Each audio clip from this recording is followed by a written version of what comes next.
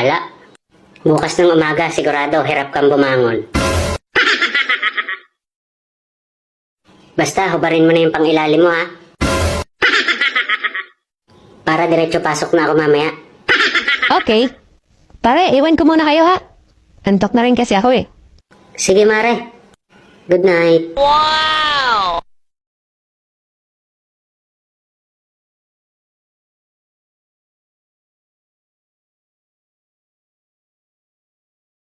Pare, hindi ko lang magets.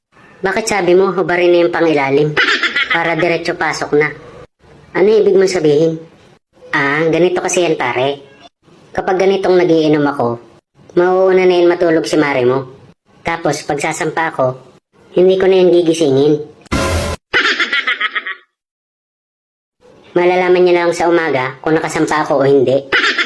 Paano niya nalalaman?